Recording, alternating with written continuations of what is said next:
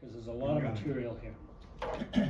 So basically, the way the Power Squadron wants to present this is, it's a practical approach, which means, one, it's only worry about the rules of the road that apply to your area, the area where you're gonna be voting. So the key thing is that, you know, about all of these things is that when you run into a situation like this, it's 100 boats going at you, you know, what are you gonna do? And what do you expect them to do? That's the key. And the whole idea behind it, the bottom line about having rules, is just like driving down the road. The main thing is to avoid collisions. If you, well, we'll talk further about the rules, the different types of rules. There are two major kinds, and I'll get into that in a minute. But the key thing here is that you want to know what the other person is doing, and you want to be able to convey to them what you're going to do, okay? And how do you do that? You know, on the road, you're driving down, you got dotted lines, you got striped solid lines, you got stop signs, you got all those other things. You have nothing on the water unless you create them. And that's what these rules do. They create a traffic pattern, or at least an expected traffic pattern on the road, on the water, for you to be able to navigate. So basically, you're in charge. You're the skipper. And the skipper, as you know, you have to know everything that goes on in your boat, but you also have to know what goes on around your boat, how to maneuver around other boats, and how to convey to them what you're going to do. So the key thing here is that we want to talk about, as I said, the most likely rules that apply to the area where you're going to be voting. So the topics primarily, as we're talking about, is what are your responsibilities as a skipper? You know, what are the structure of the rules? As I said, there's two major kinds. What are the general differences between those kinds? And then what are the rules? And we're going to go specifically into the rules. There are 37 rules. So in those 37 rules, it talks, different categories are grouped in bunches of those rules. And they go down in lights and shapes and sounds and all kinds of signals. One of the things that you really want to be responsible for and be aware of is, what do you do as a skipper before people come on board? You want to make sure that your boat is fully prepared for whatever you're going to do. If you're going to go out for an afternoon, a weekend, or a long journey, Jim knows this, right? You have to be prepared. So you want to make sure that the boat is fully stocked with adequate food, and you've got everything is prepared. You want to file a float plan. What is a float plan? A float plan is just an outline of where you expect to be at a certain time, and you want to file it with your yacht club, a close friend, family member, somebody. The Coast Guard used to take them, and then they get overwhelmed and they can't do that anymore. So they just don't do that. So in general, you want to make sure that somebody knows where you're going and when you're expected to come back. That's the key. Do you use any kind of service? Sorry? Do you use any kind of service to do yours? No, I don't. You just give it to somebody that's... Yeah. Yeah. And basically what I do in general is, the Coast Guard has a form. It's an online form, so you can just fill out the form, and it's really easy. You go onto the Coast Guard site, and they have well, just go on Google and Google float plan, and you'll come up with that site. That's what we have. We have a float plan, and Yeah. we send it to Scott's Fowler. Yeah. Or to Scott. Right. Likewise. Yeah. You know. And if you feel like there might be an uncomfortable situation, you might want to do. I'm going to do a check-in on Tuesday, Yeah. night, just to let you know that we're okay. Mm. But in most cases, it's usually from major port to major port. Right. And the stops along the way, you don't need to check in, but a lot of places you do. So, that's that thing. Okay.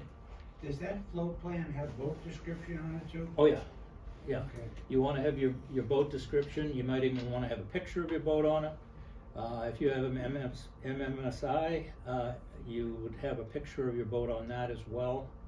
So you want to make sure that you're registered with an MMSI, so that in case something happens. Yeah, ours is electronic, you can email it. Mm-hmm. And one of the things that I do, I have for my boat, is I pass this around to everybody else as well. You're not here, so just. All of us. Yeah. There you go. And this is what I give to everyone before they ever come on board. Yeah, I but- usually send it to them online and just say, go over this. And then I review it again when they're on board. Well, we have a three-ring binder, Okay. and, we outline this, you know, Scott and myself, and make sure the life jackets, where the radio is. Yep. Make sure we have the life jackets numbered. We tell them that when we're docking, you know, don't make a lot of noise, listen to us. You Yes, know. sit there and shut up. Yeah, and all that, and we do go with fire extinguishers and all that stuff. Yeah, yeah, that's good. Pretty That's really a good thing, and a lot of people don't. One of the first questions I ask everyone who comes on my boat is, do you know how to swim? Mm, It's not on the list, right, but it's something that I worry about, because if somebody falls over and they don't know how to swim, they need immediate attention. yes. Because there are some people that can't float either.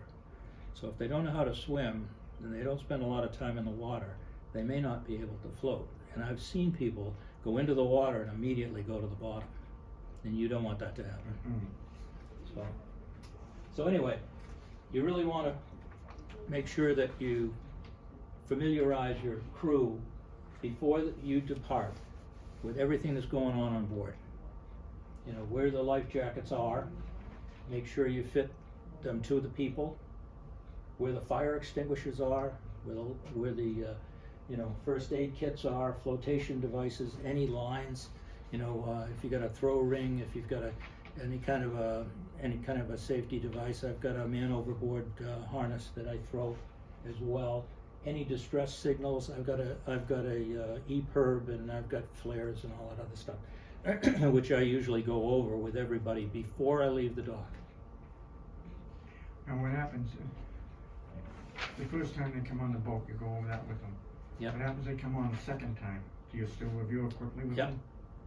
Remember the last time you were here? Yeah. Fire extinguishers are over here and over here, and, life jackets are all up in the life jacket storage up above. Why do I have it up above? Because if it starts to sink, you want it as high as you can. I've been there, we won't even go there. And then once they get on board, you want to teach them how to use the VHF radio. How do you call for help? Yeah. If it's is it a Mayday? Is it a Pon? Is it a Securite? You need to understand those three different callings. So, and I usually go over that with everybody. And again, in case of emergency, you want to talk about, what do you do in case of emergency? In general, as you said. Did you ever script out a Mayday? So if someone needs to do that under stress, I haven't done it yet, but I was thinking of doing that and then laminating it and putting it next to the radio. So if anybody needs to do that under stress, There is a decal, I remember seeing it Yeah. somewhere, and I Yes. don't remember where it where. actually scripts out a It Mayday. scripts out a Mayday. Yeah. We got that, and we had it, but we updated the VHF, and I don't think we put it back up yet. Mm. But Yeah. we have something like that. Do you? you know. Yeah. The other thing is that you've all got, that if you've got the radio with the emergency button on it, Yeah. you press that button, it transmits your MMSI and your location. Well, Yes. if you connected your GPS to your VHF radio, it will transmit your location. So it really is a good thing.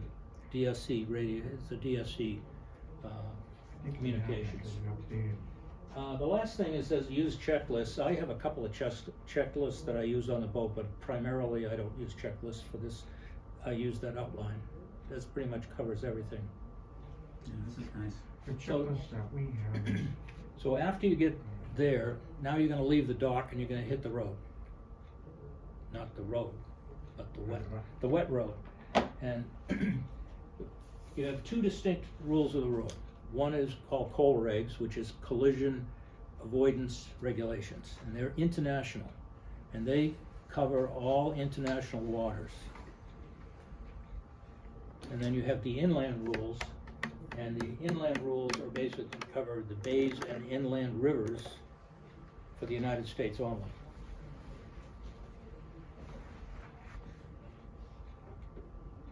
For example, you will see a line of demarcation and on just about every harbor, and you'll see a line,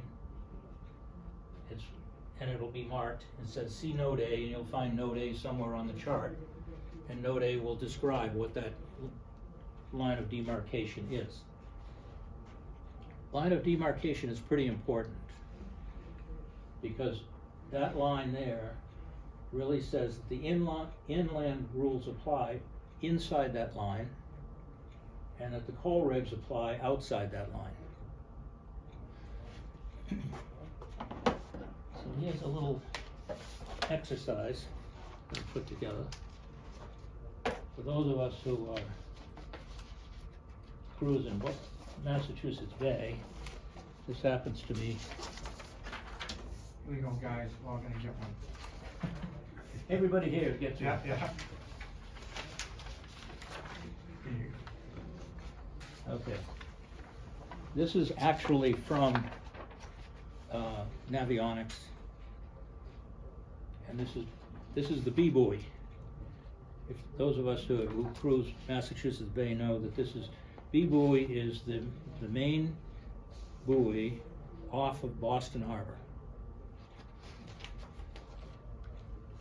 And if you go into the navigation and navigable waters, Chapter 1, Coast Guard, Department of Homeland Security, International Navigable Rules, and lines of demarcation for Boston Harbor entrance, you will find that there is a line of demarcation. It's not on that chart. Unfortunately, the chart, when you zoom out big enough to be able to show it, the line of demarcation disappears. But there's a line of demarcation that runs, oops, I can't show it to you up there because it's not up there. I have to do it here. The line of demarcation runs from Nahant Bay, which is right here, this is Nahant, out to the B buoy, and then from the B buoy back to Hull. So there's this triangle right here that the inland rules apply. And out here, the coal regs apply. What do you call it, the coal regs? Coal regs, COLREGS, and those are the international rules. And they apply worldwide. So that basically goes back right to Hull Gut then, from B buoy. Not to Hull Gut, it goes to the highest tower, if you read the definition. Okay. It goes to the highest tower, eastmost tower, on Hull. Okay. So there's this triangle right here. In this area here, Yeah. so if you're coming out of Boston Harbor and you're heading up to Marblehead, for example, you're not in international waters until you pass the B buoy. It's quite a distance, actually. Yeah, we took a ride from the four of us. And it was a beautiful day.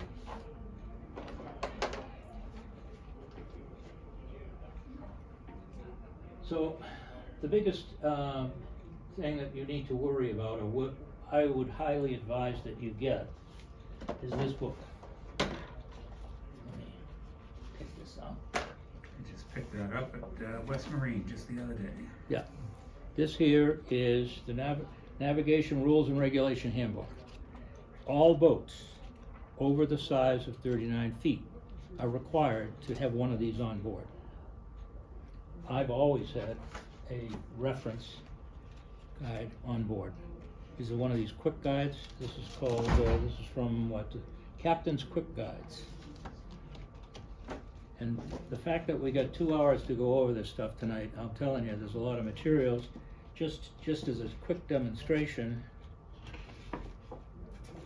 these are the possible light configurations that you may see when at sea. Is it upside down? It is upside down. That's all right. It was upside down on the other. So you will see there are hundreds of different light configurations that you will see. Here they are. Hi. Hi there, how are you? Come in. Water is warm, welcome. Sorry we're late. Come on in, No the water's problem at fine. all. Yeah. I hope you had a good trip. I did. Good. Oh, it was a blast. We're just starting on the rules of the road. I went over, quickly went over some things that, Don't worry about actually, the one name. of my. You're Jeff, I'm Jeff Gardner, yes, nice to meet you. Marjorie. I'm Marjorie. Oh, Morgan. Hi, Bo. This Hi. was, You can actually do that later, because Jeff's in the middle of. Yes, so, absolutely. Yeah, I wouldn't Yeah. worry about, don't worry about filling that out right now. Don't worry about Okay. filling that out right now. But that was a checklist that we went over earlier that I have for my boat, just to, orient people to what we do on our boat, where things are, what we do in case of an emergency, what you do to even as simple as flushing the toilet, so, all of those kinds of things. So we're just getting into the Rules of the Road Handbook, published by the Coast Guard, and these are the definite rules of the road in the goriest of details. So, I would highly recommend you get a copy. It's not necessary, as I said, all boats over 39 feet are required to have a copy. I have this quick check, but when you open the quick check, if I have it right side up this Yeah, time. right Oh, that's great. You'll see light configuration, so at night, when you see lights, you'll have an idea of what you're looking at and where they're going and what direction they're heading. So this is a really good thing. It also talks about day shapes. I've yet to ever see anyone fly a day shape. So for example, if you're in a sailboat and you have your engine running, you're supposed to fly an inverted cone from your forestay. But I've never seen one, ever, but that's okay. Doesn't mean that they're not required, just that people don't do it. And we're gonna talk a little bit about that as well, because in a lot of cases, as much as we have all these rules that really define, as I said earlier, define those dotted lines and solid lines on the water that we see on the road, a lot of people don't follow them. So you gotta be very careful.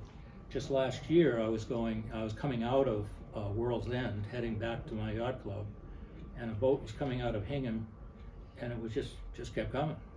And we'll get into that in a minute, but anyone coming from that direction is the giveaway vessel, and he was supposed to give way.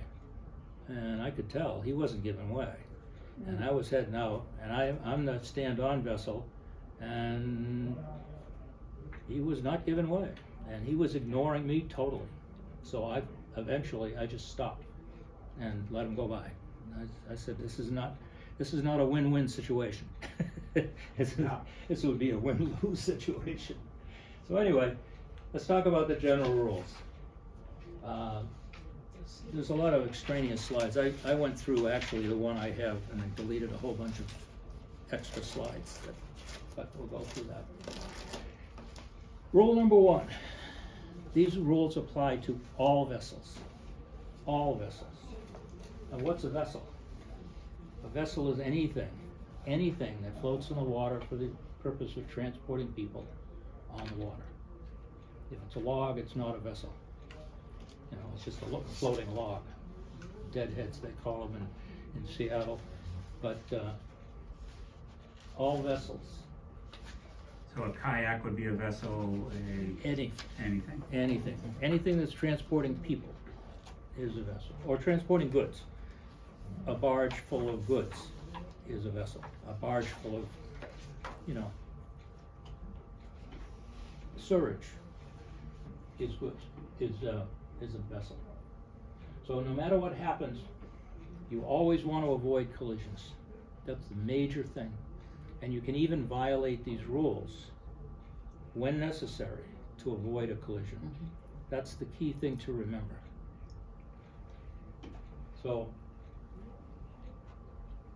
a vessel is a power-driven vessel or a sailing vessel. Vessels engaged in fishing, seaplanes, vessels not under command. What is a vessel under not under command? A vessel not under command means that they do not have the ability to maneuver through the water. They have a broken rudder, they have disabled engine, but they are not attached. Let me pull up one thing that I wanted to read, which is really important.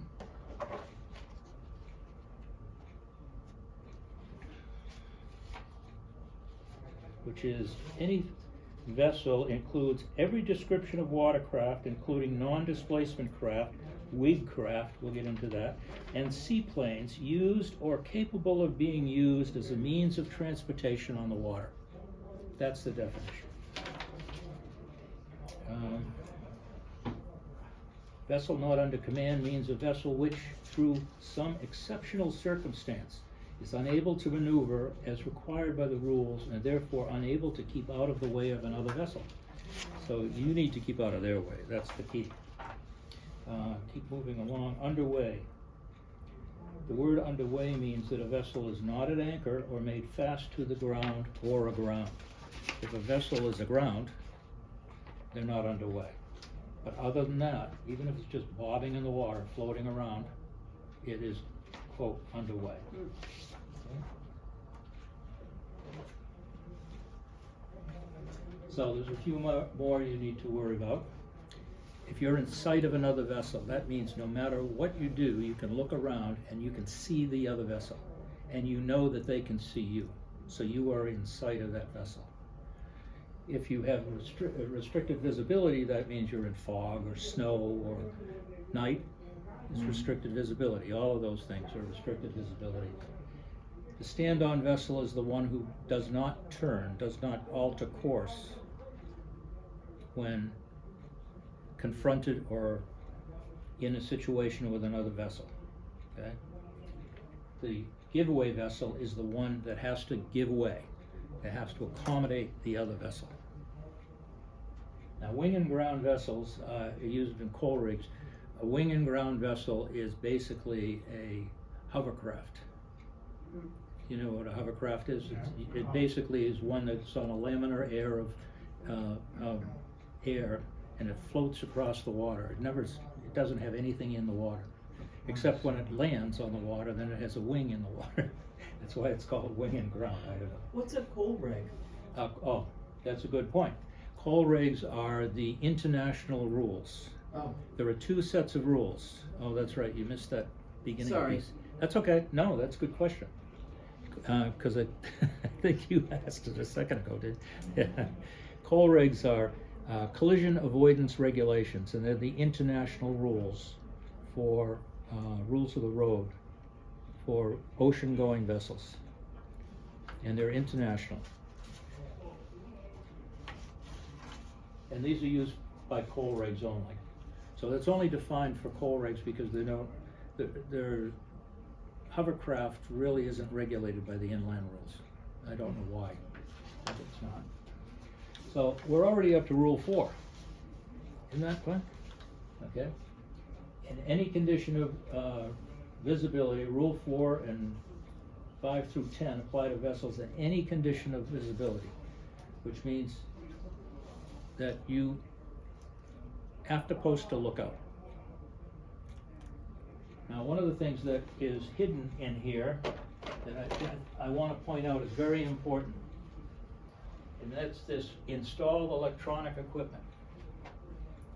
If you get boarded by the Coast Guard and you do not have if you have radar on your boat and the radar is not turned on, that means you're not posting a lookout.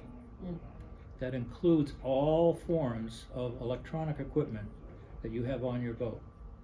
Now, one of the things that I was challenged with on one time was I have 4 handheld VHS on my boat. Just bought one. I don't need four, I don't even use one, to be honest with you, rarely use one. But I use it when I go out in the dinghy, but I have four of them. And the Coast Guard said, your VHFs aren't all on. I said, I don't need it on, I have my ship's radio on. He said, they're all supposed to be on, everything's supposed to be on. So that's something to just be aware of, that if you have electronic equipment, navigation equipment on board, it has to be on. But, that says installed and your handheld isn't installed. Well, right? that's true, that's true. They didn't give me a ticket, so that's Good for them, good for you. But anyway, that's something I want you to be aware of. Now, and the other thing is that if you are not the only one on board, you should appoint someone else to be the lookout. There's a lot of people, I've heard stories of people setting the autopilot and going down below to go to the head, and next thing you know, they're driving into the side of a ship, or they're doing Wow. something stupid. And it's just they did not have somebody watching what's going on. And there are ways you can get around, no matter what you have to do, but keep your eyes out. So if you have radar, you have to have it turned on. It should be turned on. Huh. Do I turn mine on all the time? No. I mean, You're supposed to. you're You supposed see him come and flip the switch. to. According to the rules. Now, in restricted visibility, absolutely, you should have it on all the time. So, rule 6, safe speed. I mean, we've all seen these, jet skis out there zipping here and zipping there, and they're doing 100 miles an hour, and it's insane. I was coming out of Boston Harbor one night, at night. I saw something flicker ahead of me, and then I slowed down, couldn't figure out what the heck it is. It was two guys in a canoe, no lights, paddling across Boston Harbor. Insane. So anyway, the rest of the rules are all about collisions, avoiding collisions. So you want to use every means available to you to be able to calculate, is there a risk of a collision in this situation?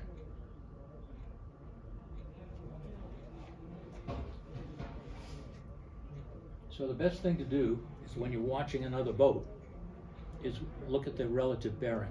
Everyone know what I mean by relative bearing? In other words, if I'm looking over that direction, Jim is relative bearing to me. My relative bearing is over there. And if I keep looking at him and we're walking toward in the same direction, and his relative bearing doesn't change, you're gonna have a collision. So if you look, if this is my boat, and I see this boat off to the right, and I see him at the same place off to the right, I see him at the same place off to the right, we will collide. It's like a merge. It's like a traffic merge. That's Yeah. right. I use it on the road. Automatic up here. Yeah. Oh, yeah. So if you see another vessel, no matter what it is, no matter how big it is, you might want to go on the radio. Just say, what's your intentions?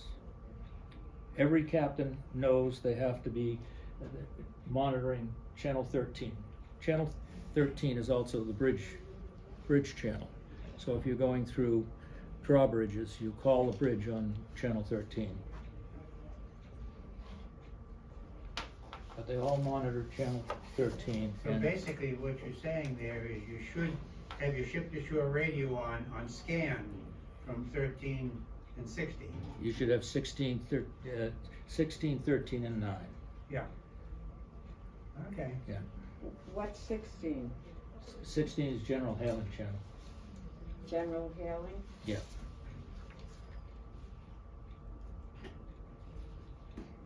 So don't hesitate. These guys, they got nothing else to do on those big ships. Everything is pretty much automated. So you can call them and they chit chat with them. I've done it with ships out in the middle of the ocean without a problem. So sometimes they won't answer. You know why? Everything's on standby. They don't even know you're there. They'll run you down if you're not careful. Rule 8, Action to avoid collision. Giveaway vessel must make a significant action. And that means change. I always believe change your course. Don't change speed. Unless you stop. I mean, if you completely stop and let somebody go by you like I did, that's a significant change. But it, as I said, the guy didn't even see me in the beginning, let alone he didn't see my action. But this, if you make an obvious change of course, like you turn away and slow down or whatever, they're aware that you're avoiding them. Now, if they know the rules and you know the rules, then that's great. But in most cases, that's not true. It doesn't happen that way. So here again, we're going to talk about this boat here. Remember in the other example, the power boat was this way and the other power boat was coming the other way. This has been redrawn. And now who's the stand-on vessel? Dying You're right. the stand-on vessel, Starboard. and he's the giveaway. Why? Starboard. Right, he's coming from starboard. There's also another indicator there. At night, the giveaway vessel would see your red light, and Oh, right. the stand-on vessel would see a green light, even though it's kind of backwards here. But so here you gotta say, should I change course? Well, you don't want to go toward him, so you probably want to veer off to the right if he's not changing. And absolute must, if you must, you can go past his stern. But you might want to avoid that because you have to cross his wake and it's probably not a good thing. So you probably want to bear off and stay away from him. But if you don't, these are two of the slides I was going to delete because they're just repetitive of the previous ones and I don't know why. So, anyway, again, a sufficient course change to make sure that he's aware of what your intentions are. Preferably not that close. Preferably not that close. So, now you're in narrow channels. Now, Rule 9 gives you a definition of a narrow channel. It's basically anything that's narrower than an open bay. And that means anything that you have to be able to pass boats in a reasonable manner. Like if you're going into Falmouth Harbor, very narrow channel with lots of boats on both sides. So in general you have to stay on the right-hand side, starboard side of the channel, as close as you can without going aground. And here's one of the exceptions for the inland rules. If you're on a river, the downbound vessel has the right of way. In other words, they're in a current from the river. This does not apply in bays, it only applies on a river. Can you say that again? Sorry? Could you just repeat that? Which? The downbound Yeah, vessel? yes. Yeah. The downbound vessel has the right of way. And the upbound vessel is the giveaway vessel. The downbound is going into The other way. the other No. way coming out. It's coming downstream. Whichever, Yeah, it's coming with Which- the current. Downstream. whichever It's way, downstream. whichever way the river is flowing, It's harder to maneuver. they're going with the current of the river. Yep. And that's because large tugs pushing barges down the Mississippi, Yeah. they have no maneuverability if they have to slow down. They have to be able to go through the current, so they have to go as fast through the current as possible. And anyone going forward in a downbound current is going to have maneuverability. Okay? So those are the differences. That's the main difference between the inland and the coal regs, but in general, there are other differences as well, and we'll get into those in a little bit. So the other thing is that in the inland rules, an overtaking vessel will indicate their intention of passing on one side or the other by blowing their whistle, and the other boat has to acknowledge it, has to say, I see. yes, you can do that. In coal rigs, you only say, this is my intention, I'm gonna do this. In the inland rules, when you're on inland, it basically says, do you want me to, or will you allow me to? Well, that's covered later in here, but they jump around a little bit. But they're following the rules by number, so. So, another interesting thing is the one-way lanes for large ships. If you notice on the, did I give you guys, I don't. Yep, on the handout. This little handout here.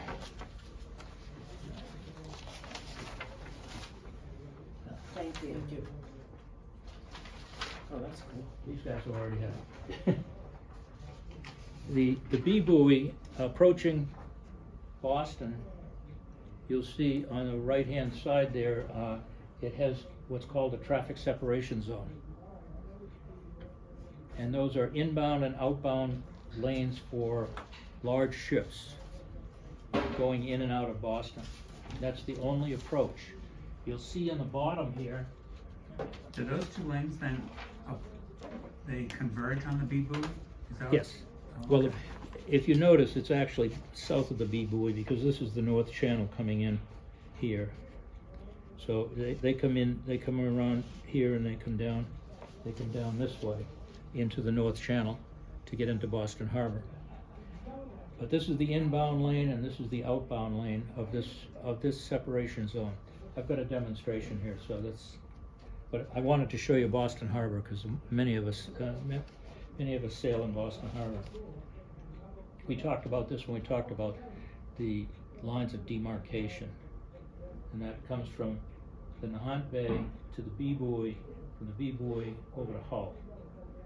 So this area here is inland rules, and outside of that are all international rules. The thing that you need to worry about is that if you're on a river, if you go through the locks and go up the Charles River, then you need to worry about the difference with someone coming at you. Do you change rules? In general, no. Follow all the rules, pass port to port. Don't worry about someone coming down with the current on the Charles River or down the Fore River or even the Mystic River, even though there's only a short area that you can navigate on the Mystic River. So these traffic lanes for large ships, anything under 65 feet can use the lanes, but you want to cross them at right angles. There's a demonstration right here. This happens to be the approach to New York City, and I've done this before. This is Long Island up here, and this is New Jersey right here. We were chugging along like this, and we're heading right up into New York City. We're gonna go through the Verrazano Bridge right here, and we ended up crossing right in front of a big container ship. I had no idea where it was coming from. Scared the daylights out of us. Must have been 25, 30 feet away from us. And it was like a mountain. And we didn't see him coming. And I'm sure he didn't see us. But we were fortunate. We were far enough away from him that we didn't get in trouble. But these are the three approaches to New York City. You have a nav aid, similar to the B buoy right here. So the eastern approach, basically you have an inbound and an outbound with a separation zone in the middle. You have a southern approach with an inbound and an outbound Wow. with a separation zone in the middle. And then you have the southeastern approach with an inbound and an outbound and a separation zone. Where do we go? The little boats. How are they marked? They're not, they're only on a chart. Okay, They're only done, you will see them on your chart plotter. yep, Hopefully, you'll see them on the chart plotter, and, you need to be aware of them. They are there, but you can't see them. okay, Most of them have buoys. You'll see buoys along the centers of them. They usually mark the center of the separation zone as well as the left and right. Okay, so your inshore traffic, as I said, I was coming up the outside of New Jersey, and we're heading right into New York City, and a ship was coming in. I'm not sure where he's coming from, but he just went right by us, barreling by us. So, what do you do if you're crossing? You wanna go over that way? You come this way, you cross the zone this way, and cross it this way. You try to stay as perpendicular, not perpendicular, what was it? Yeah, Across, yeah, perpendicular. Perpendicular to the lane of traffic. Yeah. Why? Cause you'll get Shortest across the distance. shortest distance, correct. Yep. Correct, yep, the shortest distance between 2 points is a straight line. So it gets you across the separation zone as fast as possible. And this is really important when you're outside in international waters or in areas of heavy traffic, like New York. And we talked about being in sight of one another. If you can see them and they can see you, you're within sight. Now we get into the fun games. Can I ask a question on the? Sure. So when we were going from Atlantic City to Block Island, we were cutting straight across there. Yep. But as we crossed each one of those, we should have been doing that perpendicular to, instead of just going straight across, we should have actually. Well, depends on depends whether on how there was a far lot out of you traffic. are. Well, pretty far.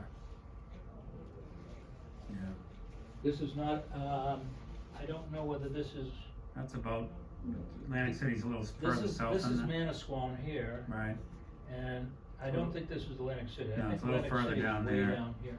So And- you probably were, you know. we were yeah, I guess, well, we weren't perpendicular to the southbound one, but we were perpendicular to the southeast. Yeah. Interesting. But in general, And we were doing it at night. is anyone gonna call you on it? No. But the best thing to do is not be in those. And when you have ships passing you at high speed and they don't slow down at all till they get into the harbor. Yeah, there's some of them, the hulls are really dark. If it's a dark night, you don't see them. You don't see They're them. silent. Yep. All of a sudden, they're there. Yep. Yeah. So, in general, you really need to be cautious of it and be aware of it. Because if you're not aware of it, then you could really get in trouble. Okay. So again, getting back to this sailing vessels becomes very complicated and sometimes very subjective, and especially if they're in a sailboat race, it becomes very subjective. Sometimes violently subjective.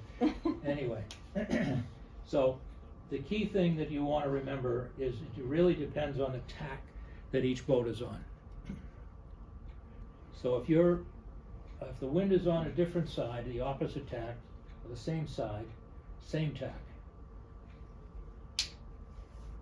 So if you're on opposite tacks, the port tack always gives way. That means they're the giveaway vessel. So if you're on, again, opposite tacks, the giveaway vessel is on the port tack. Port tack is something you can remember. The port side, you want to pass port to port. A lot of things are based upon the port side. If you're on the same tack, the upwind gives way. Why? Because they have more control. Correct. if you're the upwind, you have more control and you can steer out of the way and get back on course. If you're downwind, you're gonna be, your wind is gonna be smothered by that upwind vessel, and you're gonna lose maneuverability. Hmm. Okay?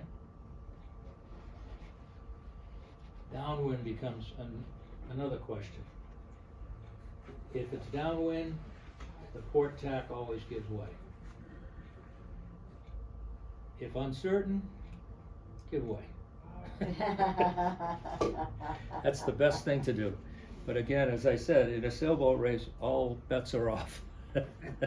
Everybody wants to win, if you know what I mean. So sailboats, you always want to worry about what tack you're on, where your boom is in relation to the boat. Everyone's aware of port tack, starboard tack, all that stuff. So now, we're gonna get into something that, you often wonder, you have a red light and a green light, and you have a white light, and you have a white light, and they're certain degrees, and they're all set up for a certain reason. So you have three possibilities for encountering another boat: head-on, crossing situation, or overtaking. That means somebody's overtaking you or you're overtaking them. You're catching up with them and you're gonna pass them, right? So you'll notice that they've done this in white and green and red, corresponding to the lights, corresponding to the angles of those lights. So your green light will be 112.5 degrees, and your white stern light is 135 degrees, and your steaming light is 360 degrees. So those are the key factors that you really want to worry about when you're in a when you're meeting somebody on the water. So an overtaking vessel, and this is one thing that well, this is true, but there's a question in the review questions at the end that I'll point out to you, a little thing that I challenged them on. But anyway, coming from within 135 degree arc of the stern of your boat, so within your stern light, if they can see your stern light, they're overtaking you. If you see a stern light, you're overtaking another boat. I mean, as long as it's getting bigger. If it's getting smaller, then you're in pretty good shape. If you're the overtaken vessel, you're the stand-on vessel. That means you don't change course, you don't change speed, you just keep going where you're going. And you worry about them, making sure that they're not just bearing down on you, that they're going to change their course or alter their course. So you should use sound or VHF to agree on what's going to happen next, what you're passing. So anyone who's overtaking another boat is required to be the giveaway vessel and to avoid the other boat at all costs. So when you have a head-on situation, both are giveaways. And they should both alter course if you're head-to-head. It's a head-on situation.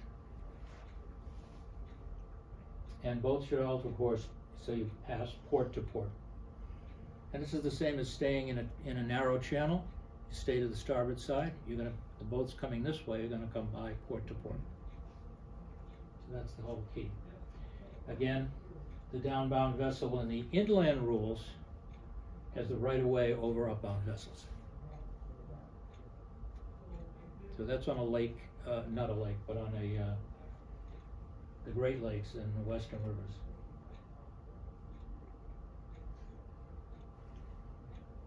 So you got two power vessels coming in.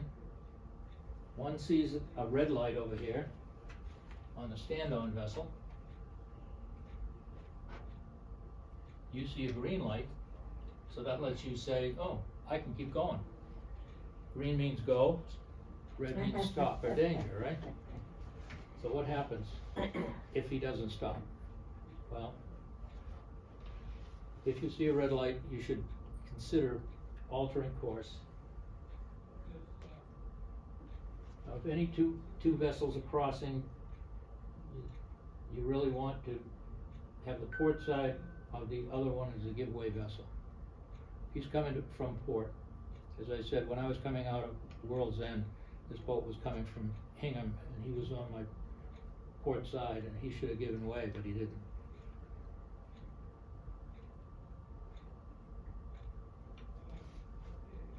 Any questions on this so far? Could you go back to the, previous slide? Sure. So if they see a green light, they know that somebody is heading in the same direction and it's on their starboard port, Right. starboard. Yeah. Okay. So basically, what you'll see is, this is the danger zone, this is a green light that says to you, you can go. They see a red light on your boat, and they should back off and say, oh, I'm the giveaway vessel. And I need, Operative word is should. the operative word is should, they should say that, or should think that. They should be able to, back down or change course or do whatever they have to do to avoid collision. Depending upon how many beers they've had. At night. At night.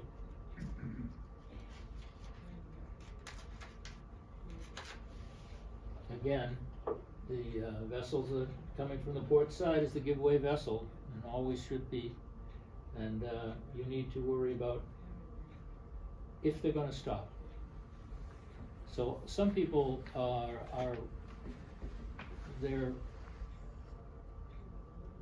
perception of distance and perception of when they need to turn might be a little off from yours. So you might be saying, gee, I think he should turn, he better turn now, I'm worried. And then all of a sudden he turns. Now, did he see you at the last minute, or did he just have a different perspective as to when he should turn? You don't know. But as long as you avoid the collision, that's the key. So now you're going to run into a sailboat. Now, power-driven vessel, and when they're sailing, the sailing vessel is always the stand-on vessel. We always hear that. Sailboats have the right of way. Not all, in all cases, but in most cases with the power boats that we have, they have the right of way.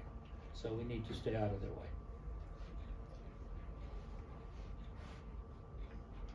And again, you want to take an early and, as I said, early and substantial action. In other words, you want to really move your bow over. You want to show that other boat that you're moving to avoid a collision with them.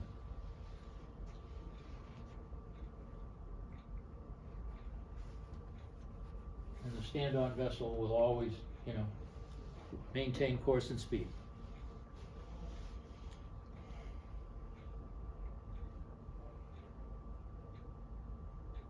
So again, we get back to these, who is the pecking order, they call it the pecking order. Who has,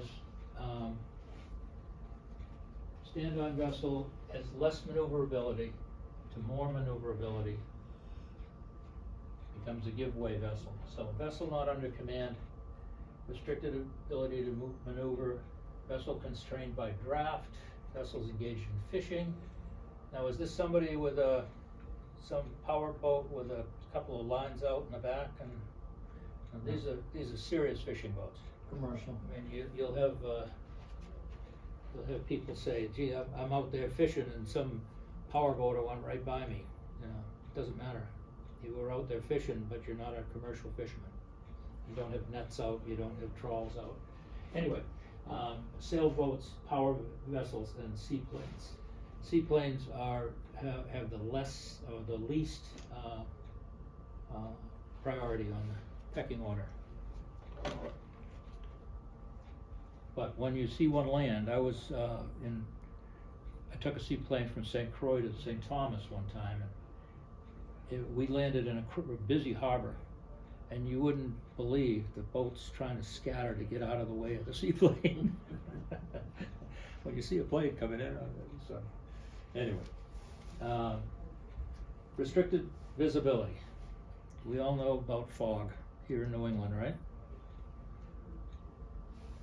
Slow to a safe speed. What's a safe speed? It's your judgment. It really is your judgment what it's safe. You know, I would say, just like a car, it should be to the speed where you're able to stop and what you can see. I've sailed my sailboat to Nova Scotia, and we were in fog so thick I couldn't see the forward bulkhead in the cabin, let alone the bow of the boat. And we were just barely creeping along. So you really have to be careful. And you have fog signals. Did that roll in fast on you? I'm sorry?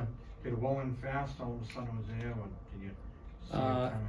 No, it kind of crept up on us. But the Bay of Fundy it's unpredictable. The scary thing was that you could hear machinery of big boats going by us all the time, all night long. Just fingers crossed. And you know, most of the fishermen didn't have radar, so. Anyway, another vessel is detected by radar. Notice that, radar or sound. You know, really evaluate your risk of collisions, because that's really important. You don't want to get hit in the middle of fog.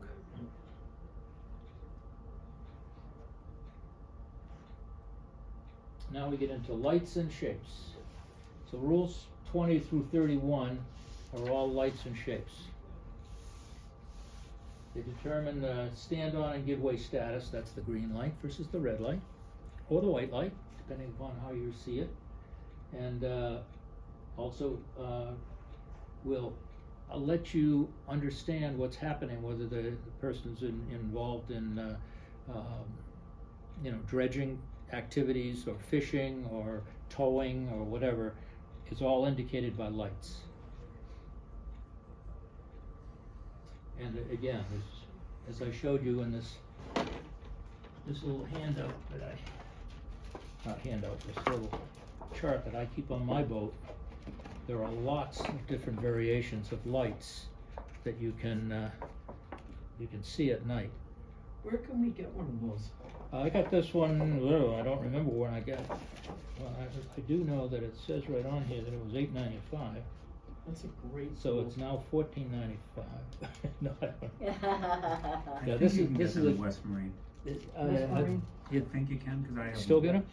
Yeah. Great. West Marine should have these Yeah. kinds of things. Sometimes they come as a single card. Yep. I don't know. Good. It's just a Okay. good reference. Yeah. And it does list all the rules, and what it does is it also gives you some visuals on sailboats, because sailboats can be confusing. So the visuals on sailboats, as far as port tack and all that stuff, it's very helpful. Well, this is almost the same. This is almost the same display as we saw here with the relative bearing. Mhm. And that's a collision point. So anyway, and then it also gives you vessel not under command all the way down to seaplanes. Gives you that same chart in descending order of Oh, that's descending order of giveaway vessel versus stand-on vessel. So there's a lot of good stuff there. And as I said, this book here is really one of the best. We have a handshake. That's the Bible. Okay, so where? You can get that Yeah. book at West Marine as well. They have them right at the main checkout. So the key thing here is that lights can be used at any time you want them. They have to be used from sunset to sunrise. And realize that sunset is not when it gets dark. Sunset usually occurs about a half hour to 45 minutes before it gets dark. So that could, any kind of conditions of restricted visibility like snow, fog, etc. And as it says, it can be exhibited at any other time you want to. Any shapes that you fly, and as I said, I don't think I've ever seen anyone fly a shape, except I did, there was a boat at, I think if you go to the mooring field outside Boston Harbor, the outer harbor, you'll see some of the vessels and they'll be flying a big round ball, and that means they're at anchor. I mean, the big ships will do it, but I've never seen power boats or sailboats ever fly any shapes. And again, just go back here with this, go back. The inland rules only, if you have to go under a bridge, you can lower your lights. So if you have a, all around white light above your power boat or whatever, you can drop that down to get under a bridge, but it's gotta go back up again. And again, the masthead light is supposed to display over 225-degree arc. Side lights are 112.5 degrees, and stern lights 135-degree arc. And that's a white light. So what that gives you is it gives you 360 degrees of white light, green light, and a red light.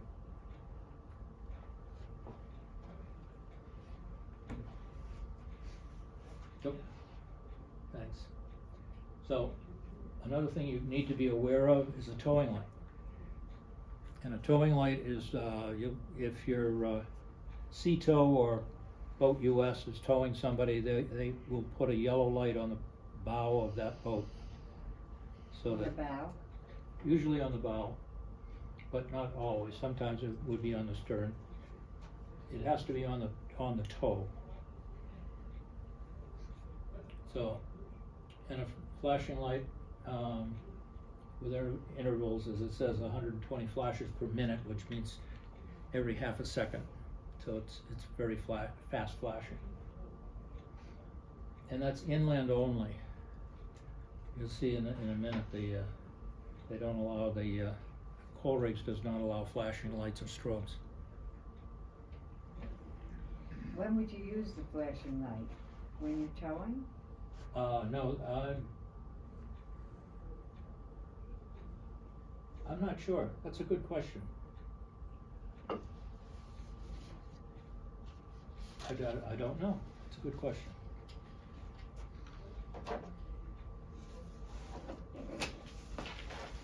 You can write that down.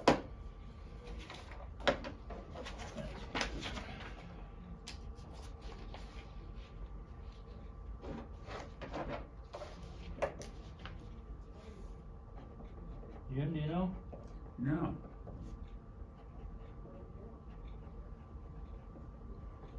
Flashing lights are only allowed by inland rules.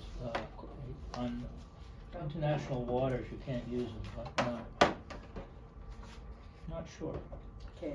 So if there's a vessel in distress and you're helping that person out and towing them, are you supposed to have a yellow light? Yes.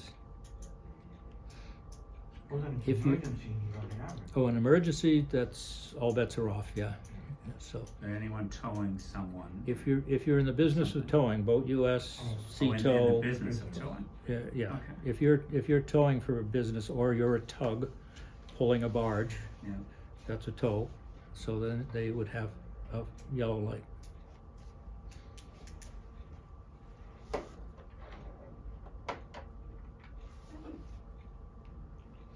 Now, I'm gonna have to turn this in then. I brought this to show everybody. That's my captain's license, Wow. Oh, and it says assistance towing right there. So I should know. I passed that around. Very cool. Anyway, the best thing in that is the, inside the last page, It looks like a passport. It does. it's No, it's issued, it's official. issued by the government, yeah. Mm. Yeah, that's a TWIC card, and a TWIC is Transportation Workers Identification Credential, which, that gets me through the cruise gate at the airport. That's very cool. Mhm. Oh, okay. Anyway. I thought my TSA number was good. The TWIC is better, huh? TWIC is much better, It yeah. is another. Anyway, that just means that I've been checked and double checked and triple checked and whatever. What were we talking about? Flashing lights. Right. Yes, I really don't know. I can't, tell you when I would use a flashing light. But it's only inland only because it's not Yeah. allowed in Cold way. full race, yeah. That's interesting. So, this is what you would see at night if you were approaching that boat from those different directions. Yep. So from the stern, you just see a white light. You just see the stern light. If you're crossing, you'd see the white light, steaming light, or all-around light, over the green light, over the red light. Or if you're coming right at you, the boat's coming right at you, you'd see the green light and red light together with the steaming light above. That's the scary one at night, Mm. Say that again, which is scary? especially Coming when right at you. all of a sudden the green light flashes off. And Yeah. you go, "Oh," and then all of a sudden the green light's back on and the red light flashes off and you go, this guy's all over the place. That's all you can say. Right. Do Now, you your do it- sailboat, no white lights, except for the stern. Now, this is a sailboat who is sailing. If he's running his engine, he is not a sailboat. He's a powerboat. And has to go by the other rules. And the light on the mast, on the forward part of the mast on a sailboat is usually called a steaming light, because you've got your engine running, so you're steaming, per se.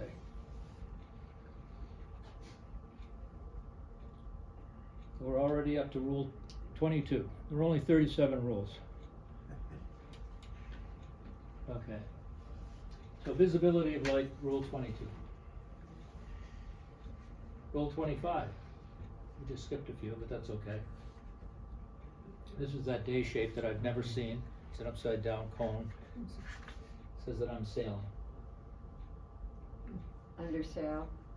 Under sail only, yeah. I've never seen one, but I've seen the definition for them all the time.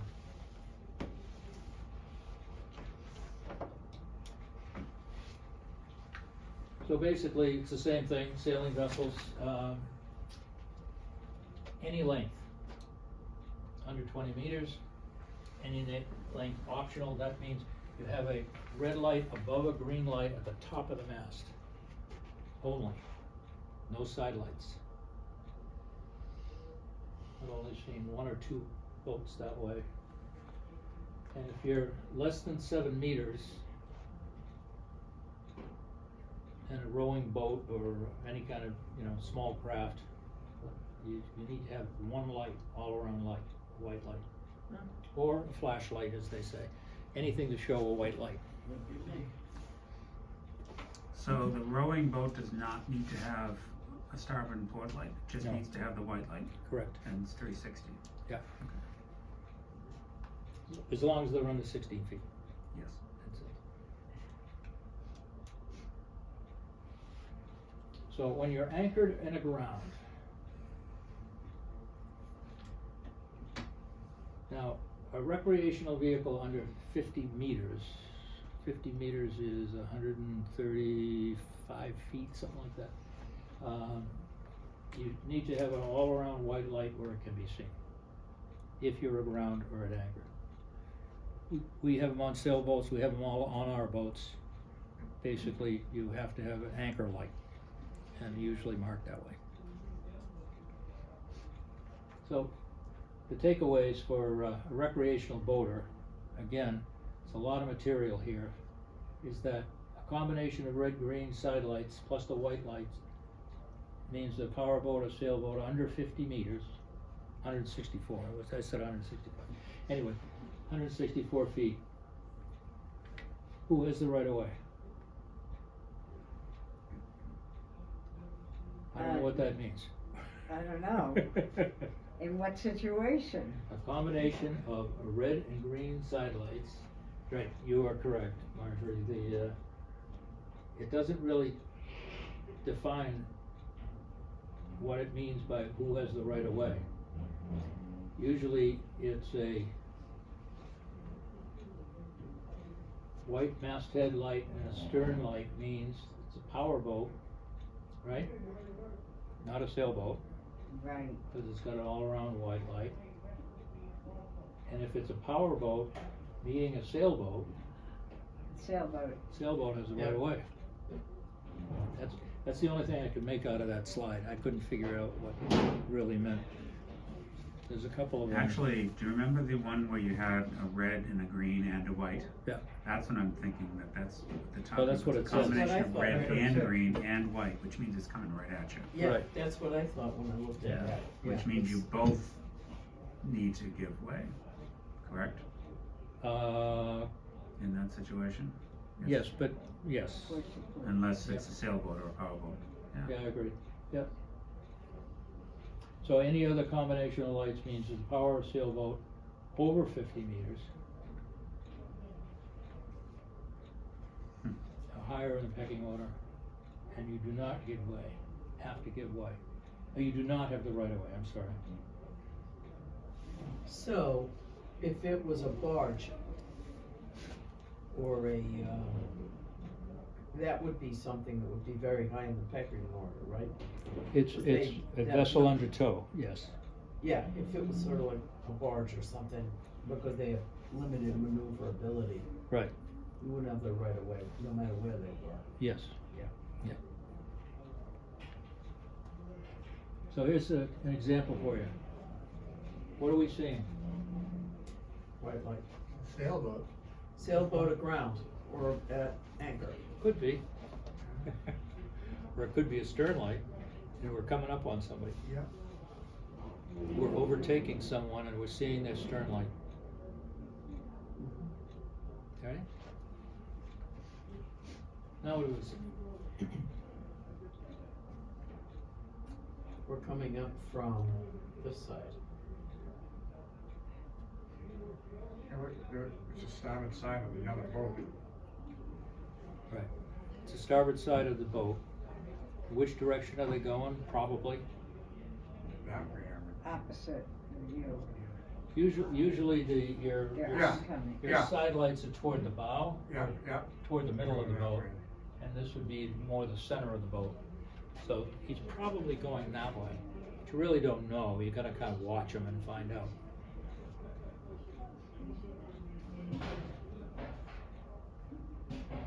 Going right out. Yeah. What kind of boat is it? Power. No. Gotcha. It's a sailboat. No white light. You don't see a white light, Oh, and he's coming right at you. So the only time you see a white light on a sailboat is when he's at anchor, No, when he's going away from you. or when he's going away. Stern, Right. yeah. This could be a sailboat Yeah, or a powerboat. Could be any kind of boat. But he's going away from you, so you're overtaking him. This way, he's a sailboat because you don't see a white light. He's under sail, or he's got his motor running and he doesn't have a streaming light on. But anyway, he's not supposed to be under sail, and he's coming right at you.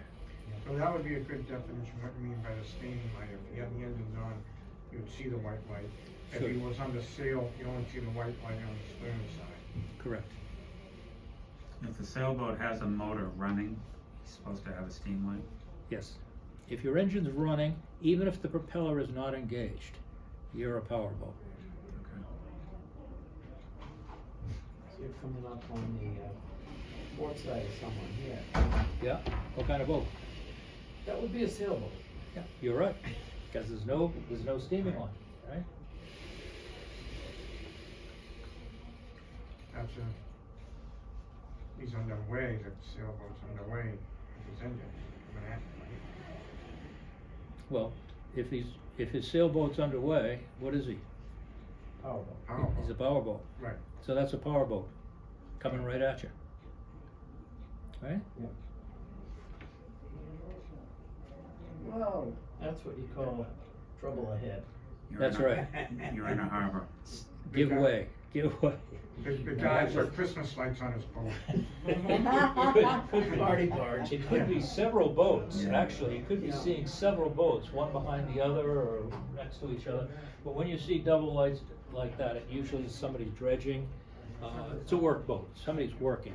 The best thing to do, stay away, give way.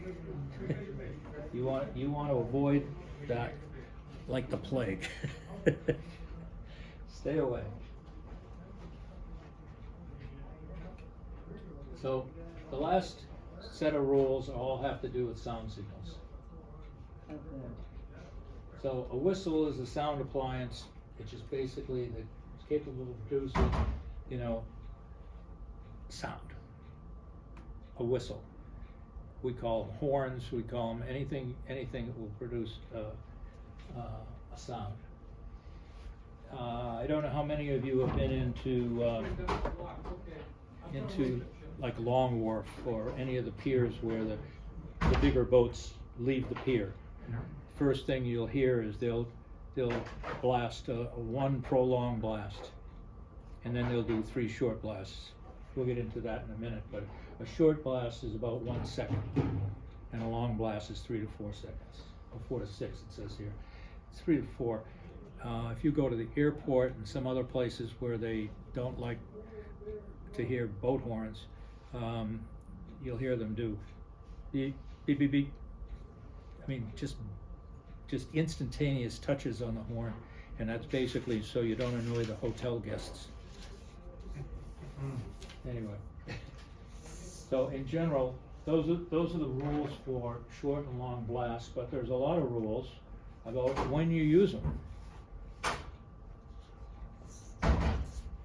So again, we were talking about, on the inland rules, you have a proposed action, and in coal regs is an intended action.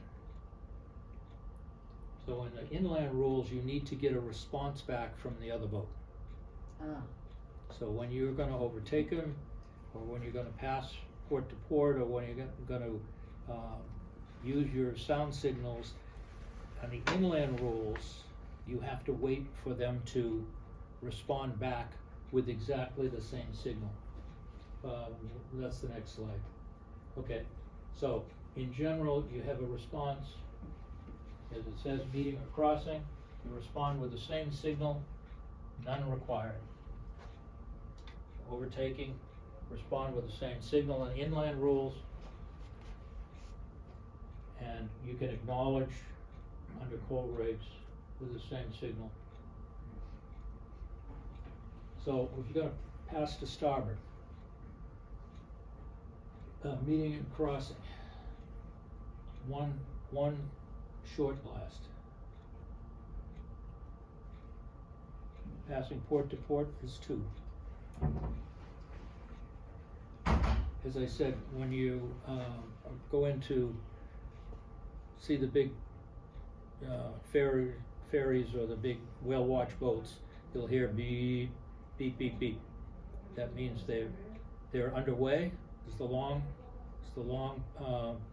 blast, and the 3 short blasts means stern propulsion, going full astern. okay. So you gotta watch out behind them. And then the last one is called, we call it danger doubt when my captain's course. Basically, it's 5 or more short blasts. If a boat is near you and is going beep, beep, beep, beep, beep, beep, beep, beep, beep, that means they don't know what you're doing. They're worried about you. And if you have the same, If you see somebody doing something that you're not sure of, you're in doubt of, 5 short blasts on your horn. Again, on the inland rules, I propose overtaking to you on your starboard side, 1 short blast. I propose overtaking you on your port side, 2 short blasts. And then the other boat has to agree by repeating the same thing. If they don't, pick up your radio and call them. Because it's the best way to do it. And again, 5 short blasts. And on the inland rules, if you're approaching a bend in the river that you cannot see around, and this happened on the intracoastal several times, you have to do a long blast, prolonged blast, so that people know that there's another boat coming around that corner.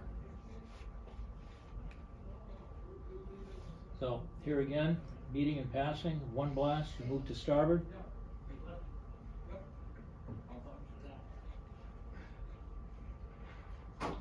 Stand on, meeting port to port, and give way.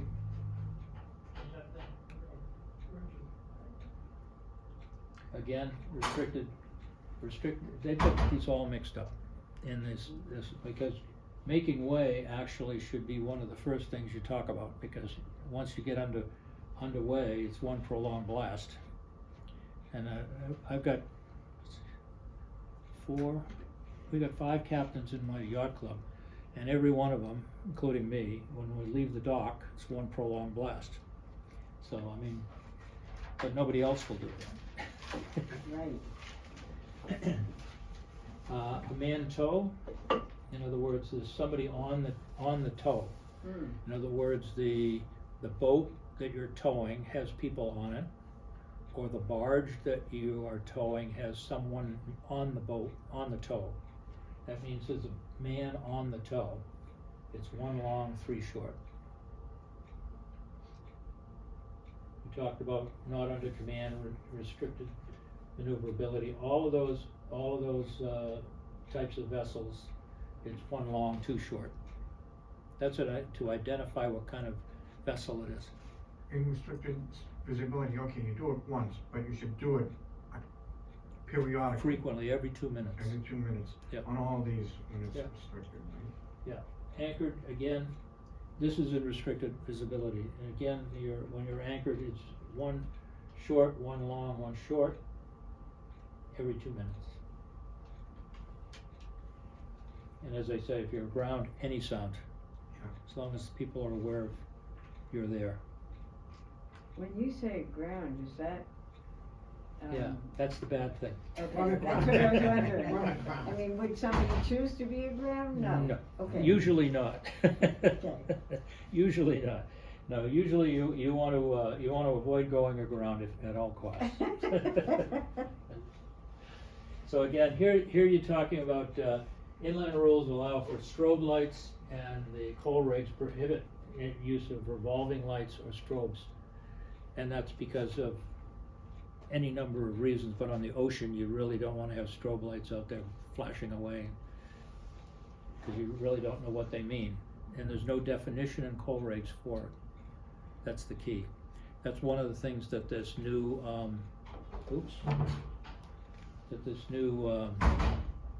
strobe light that replaces the flares, the handheld flares, that you can, the SOS one, even though it flashes SOS, it's still considered a strobe light because it uses strobe technology. And it had to overcome the coal regs thing, and that's why it took years to get it approved. But now it's approved, so you're good to use it. So guess what? Rule 36, there were only 37 rules. So the last one is just basically defines what distress signals are. And we're all familiar with, well, these are semaphore for I need assistance. Does everyone have one of these on board? It's an EPIRB. You know what an EPIRB is? It's a emergency position indicating radio beacon. EPIRB. and it basically transmits your location. I have one that floats away from the boat if the boat sinks, and hopefully somebody will come to that location and look around for bodies floating in the water. Anyway, when you buy a flare kit, you will get one of these flags, which is a square over a circle, and you really want it, because that's a daylight or daytime indicator that you need help. If you hold that up or if you see it, you want to respond and provide help to people, because that's a distress signal. This is a flare gun pistol. That's one to shoot flares in the air. That's a handheld. This guy's gonna get a surprise when that stuff runs down the handheld flare and burns his hand, but that's okay. You should always hold the flare down like that or out, so it's away from you and over the water. And the other one is a smoke flare, and that's again for daytime. So where are we? Well, you've had an overview. Trust me, this is only a quick overview of recreational boaters need to know for most of the things that you're gonna be involved with. The key, of course, is that you really wanna make sure that you have, your boat's in good order, that you know where you're going, that your navigation is up to speed, that you know where you're heading, and what I like to do is I like to create these paths or roads on the water. I'm going over there, so that's the direction I'm going. A lot of people do buoy to buoy, I go that green buoy, I'm gonna go up to that green buoy, then I'll go to that red buoy. That's okay, but it's kind of short-sighted if you're gonna go for a long distance. So, in a lot of cases, and sometimes I came out of Cuddy Hunk one time, and I couldn't see the end of the channel because of the fog, and you have to go buoy to buoy, just to know where you're going. In those days, I had Loran. I didn't have GPS, and it was a situation that you just have to do. So anyway, the key is that as skipper, you're responsible to know the rules of the road. There's one, well, let me go, what time is it? Okay, we got time. We're gonna fly through this. Okay, here's some review questions. There's one review question I'll point out what I was just gonna talk about, but that's okay. The navigation rules, coal rigs, on the water apply to what? A. A? Everybody agree? C? B or D? No, just Okay, when two power vessels, a crossing situation, the boat on the what side is the stand-on vessel? Starboard. Port. Starboard. Starboard. Yeah. It is starboard. It's the starboard side, yeah. It was the one going up this side of the screen. Yeah. Vessel engaged in fishing is any boat with a pole. Oh, I don't know. I mean, A. that's Yes, a it's gotta be A, Or could A and D be it? It could be I would D say as A well. and D, but- yeah. yeah, What are downriggers? we could have downriggers out, but there's Those no are those things Those that are the come things down. that go out like on a shrimp boat. Yeah. Yeah. Oh, Yeah, Up and down. but it's really the heavy nets.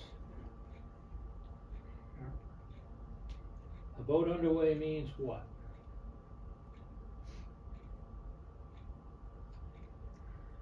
Moving through water. It's Actually, either A or Actually, D. it's D, it could be D. to float, without anchor. But you can't be attached to the shore. Oh, I see, but not anchored, grounded, or attached to the shore. Or attached, yeah. What do you think? It's just basically a float. I would, yeah. Right. Oh, D? Yeah. As Yeah, I you gotta said, watch that last as one. I said earlier, you Or gotta- attached. Yes. as I said earlier, you Can't know, do you that. it's anything that's not attached to something, or not aground. Because you're attached to the ground at that point, so. So the giveaway vessel is obliged to, A. A. Okay. eh? You're right.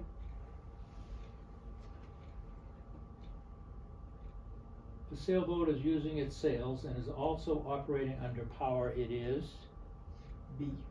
B, Yeah. you treat it as a power-driven boat. It's a power boat. Traffic separation schemes are, Let's see. D. I think it would be C. it's gotta be D. I mean, it's both C and D, right? Well, C should be parallel pairs of traffic lanes. Perpendicular is how you cross Oh, the separation so- scheme, right?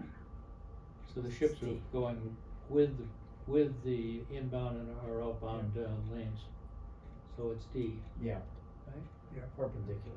So all major harbors have approaches that are defined by the traffic separation schemes, or zones, I don't know why they use schemes, but anyway. In the event of a collision, this is the one I was gonna talk about a minute ago, That's a good one. those who are at fault are, you guys kinda missed a little bit of discussion about that in the beginning, A? but I'll hold you to Yeah, I it. would say It's gonna be A. the skipper anyways. But, skipper not. What do you think? A. The skipper in the lookout. So, I'll say A. Hey, everybody. Everyone who's involved. Everybody.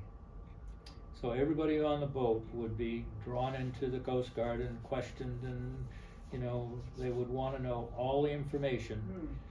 They may even be, drawn into court if they might have been at fault. You don't know. So there's a lot involved in knowing the rules. Okay, factors used in determining a safe boat speed for vessel include, this is a kind of a convoluted, it's a long one. Factors used in determining safe boat speed.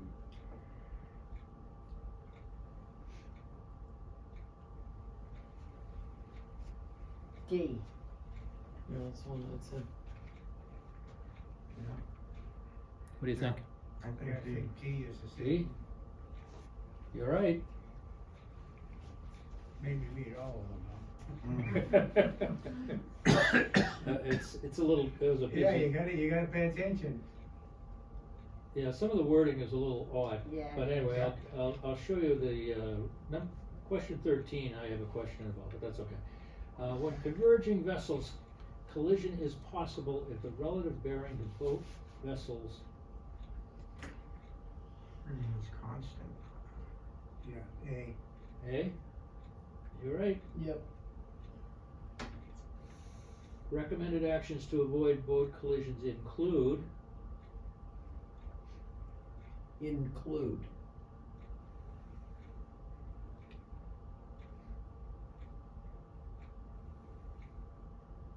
C. Yeah, C. see, C. you got it. When operating in a narrow channel or fairway, you, A. A is stay close to the starboard. Close to the starboard side, say. you're right. Okay, You're this- overtaking another vessel, you approach it within, D, 135 degrees. correct. But I have a question with this, it's not 135 degrees of the stern light. Oh, you're right. That's Is what, it- that's what That's we've the seen range those, of the stern light. that's where we've seen 135 those degrees. numbers. Right, yeah, I Yeah. know. The question is odd, it's, I just didn't, it's, That's not technically correct. That's it's not right. technically correct, it's Well, really. what does the little arrow go to? Oh, it goes to 135. If you're within that, if So you're remember within that- that now that arrow- 135 degrees, Yes, Yeah, right. yeah. Now Yeah, that that's arrow's right. 135 Yes, degrees. that's right. Right, hitting the when I D. talked Yeah, about Yeah, it. you gotta think about it, they're just the You'll- way you'll it's done. see Yeah, it. when I Yeah. talked about it earlier, I said the 135 degrees is the arc, and it Right. said the arc is 135 degrees. But this says within 135 degrees of the stern light, and I'm going, that's not right. It's Yeah, within it's an odd one. 67.5 degrees or 60, or whatever half of that is. What does that really mean? If you're at 140 You have to rewrite degrees, the question. it's too You're gonna see, wide? you're gonna see the red light or the green light instead of the stern When he light. says within that degrees, it meant that the light shines 135 degrees. Correct. You're That's what 135 that from the is. back of the boat, the light is, here's the back of the boat. Actually, you know what? That is correct. 135. It's within 135 degrees of its stern light, somewhere in the That arc zone, of 135 degrees of its stern light. Yeah. Correct, but it's not within 135 degrees of the stern light.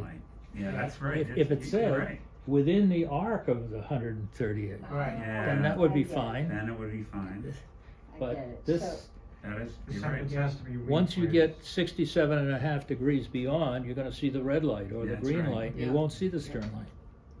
I don't know. But be careful, might be in the test.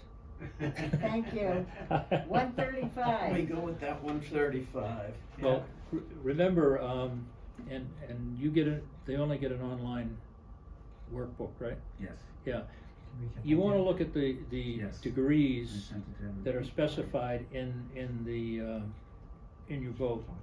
You know, 112.5 degrees for your, red and green lights, and 135 degrees, and then, your, steaming light. Okay, in a head-on situation, you should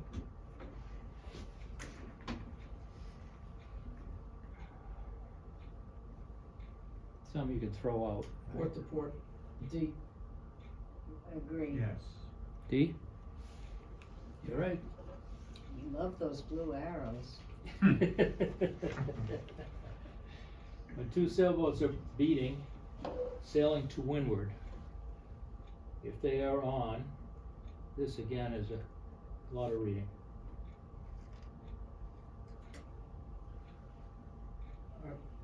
Are beating windward? They're sailing into the wind. Yeah. So, A would not be in it. This is a hard one, Would it be D? cause C is wrong. Is it? Yeah, the guy who has more, windward is the one who has to, I would say it's D. I said Sailing vessels are always the hardest to understand the rules around. It's A, actually, isn't it? Say,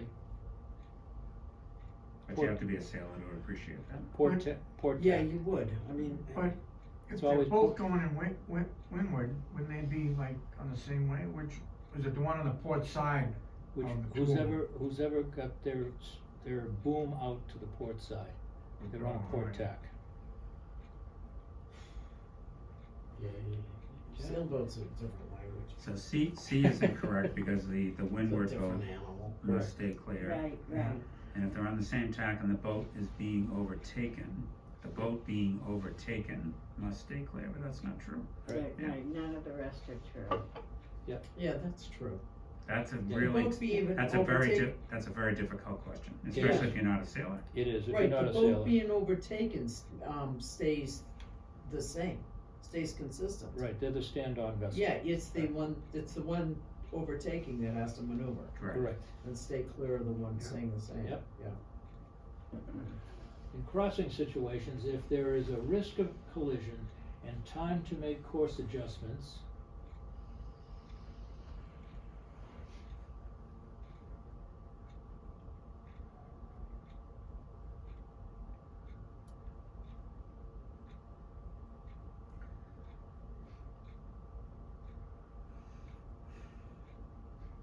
I'm trying to remember the C. picture. So you say C? That's what I say. What is it? C? C? What do you think? I'm thinking would be, Yeah, I'm thinking B too. C. Sorry. Marjorie, you The win little, again. the little arrow got you. Yeah. Yeah, when you're the boat on the port side, so in other words, if you're on your boat, you're looking to the left, the port side, they're coming at you. What do they see for a light? What's on the port side of your boat? the red light. Red light. They see a red light, so they're the giveaway vessel. Right?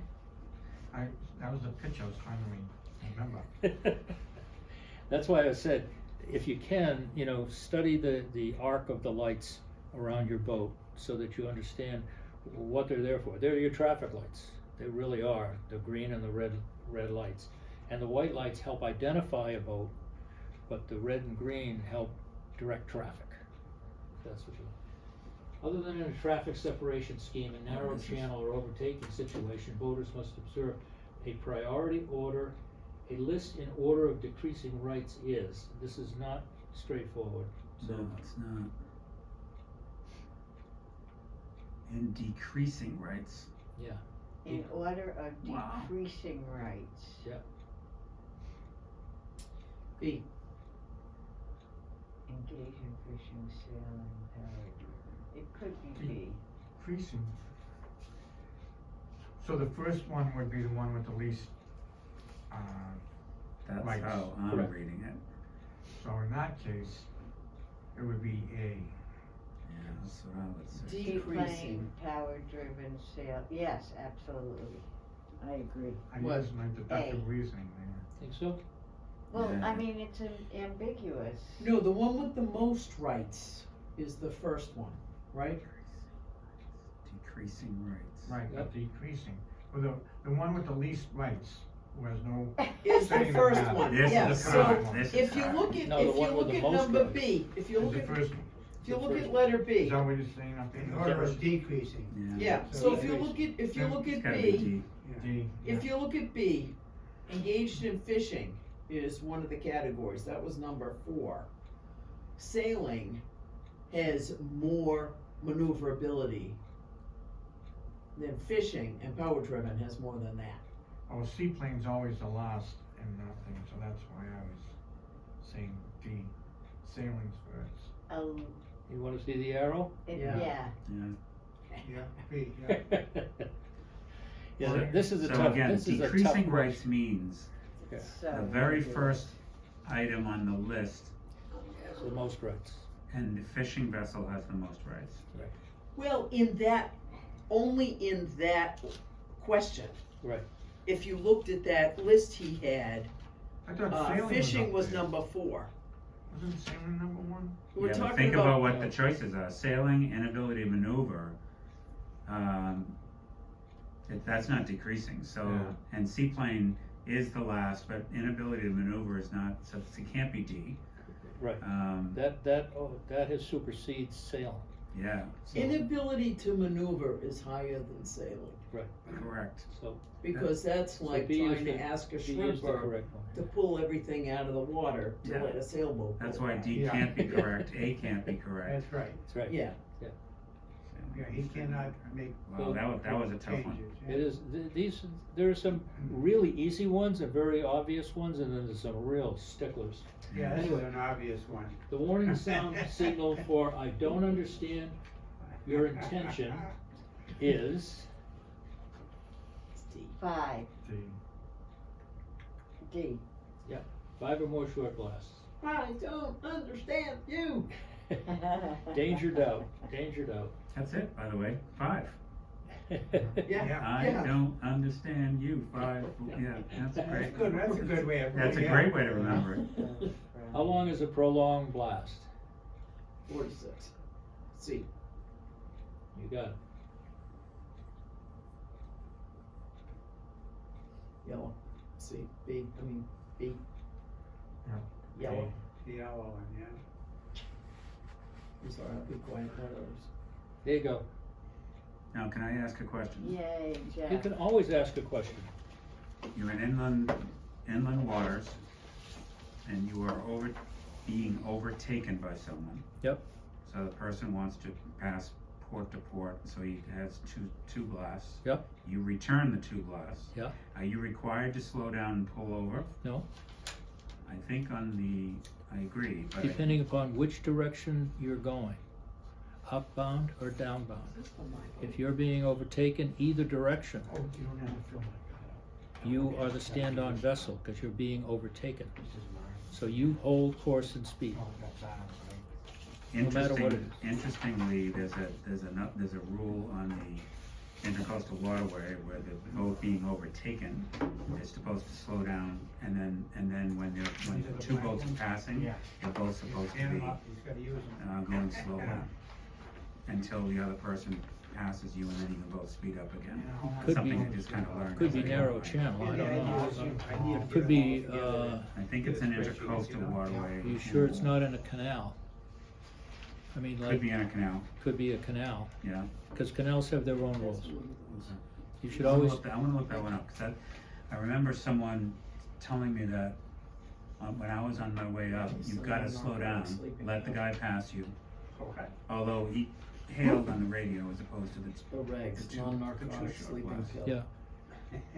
Yeah, in general, you're the stand-on vessel, you should just hold your course and speed. And if somebody's overtaking you, that means they're faster than you anyway, so they're gonna go by you fast.